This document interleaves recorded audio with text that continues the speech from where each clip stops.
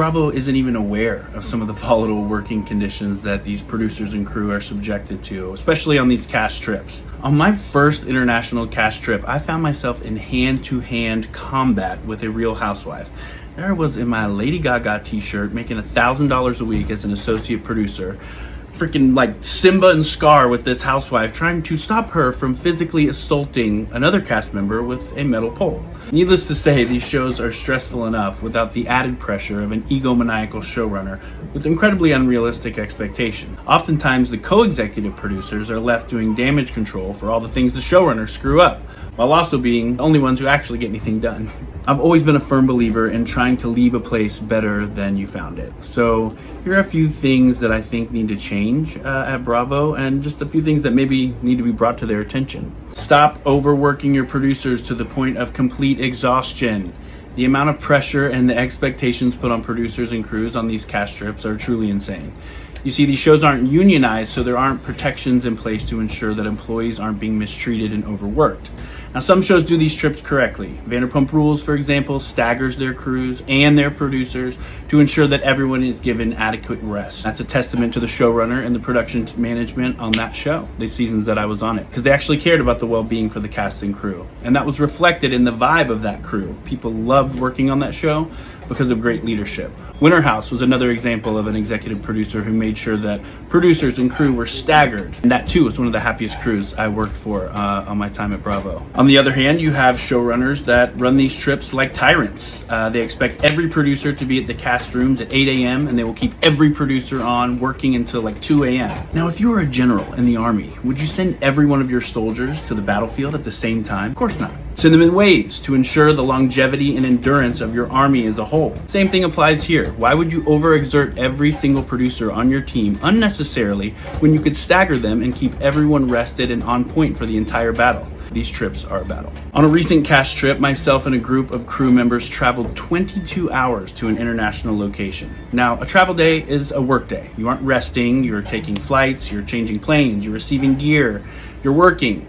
And God forbid you are traveling with the cast. Try being the only producer traveling with 7 housewives on an international flight. God love them, but you are not resting. It's a lot. So we arrive at the hotel after having traveled and worked for the past 22 hours straight, and we receive a text that says, "Welcome, please drop your bags in your room and freshen up and be in the lobby within the hour for a full day of scouting." Mind you, the executive producer and many others had advanced to the location days before and got a full night's sleep that none of us had.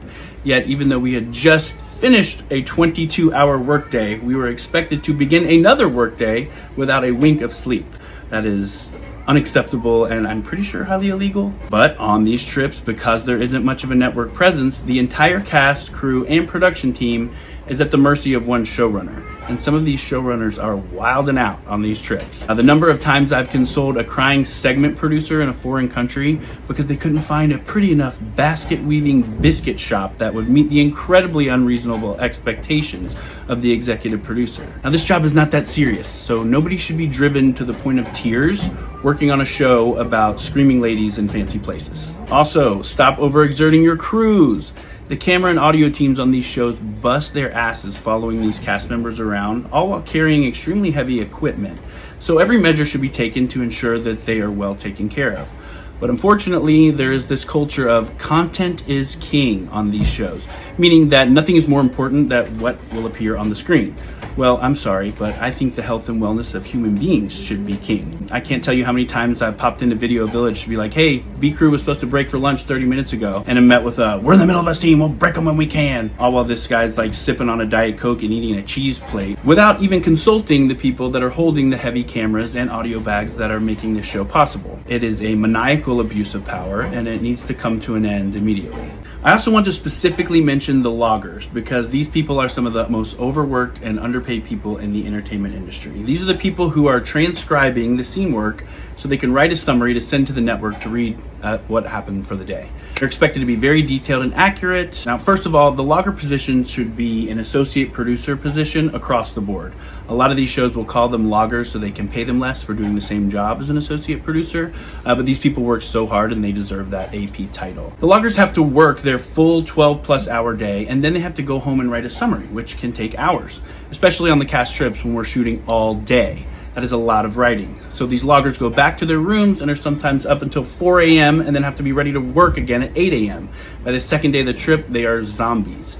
And the worst part is that they often aren't even paid for all the extra hours that they spend writing. Can't tell you how many times a logger has complained to me that production denied their overtime requests because they didn't request it in advance. Now, how can you request something in advance when you don't know how long it's going to take you to write something?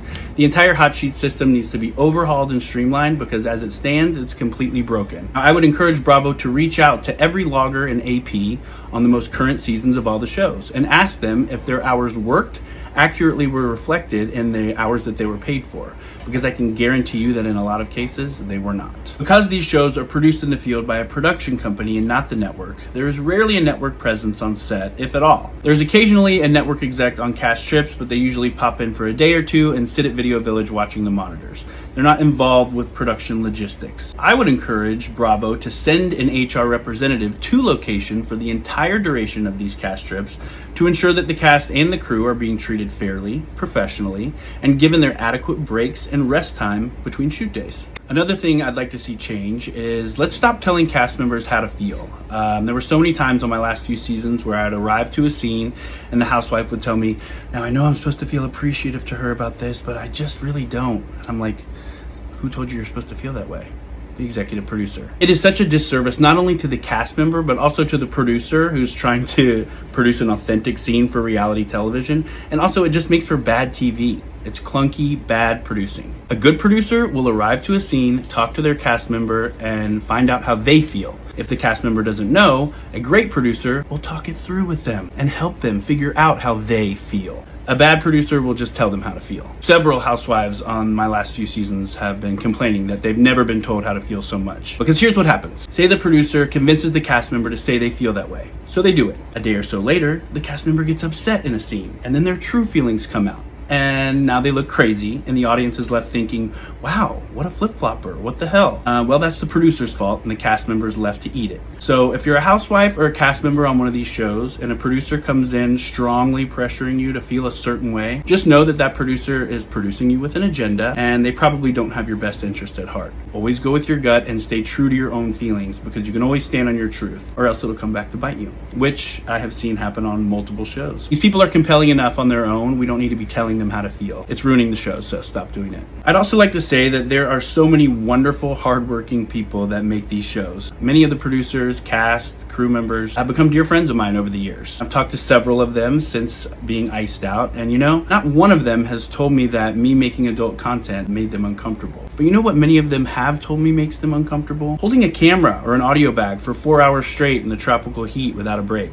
That makes them uncomfortable. While there were many things that I loved about my time with Bravo, it was no longer a place for me because it wasn't conducive to a happy life. I'm no longer living to work. I guess the big lesson here for me is to never pour all of yourself into a company or an organization that will cast you aside in a heartbeat. We're here for like 2 seconds. Live your life for you and you alone. So if the content I'm making now sounds like something you might be interested in checking out, my username across all platforms is @thicktrick1. Come find me. Let's have some fun. If my final act as a Bravo producer was bringing my smoking hot adult content creating superstar boyfriend to the Emmys as my date where I was a nominee, I think I can live with that.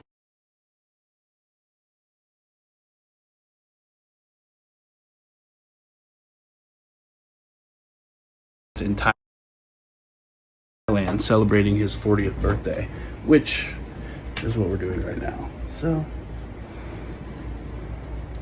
bravo.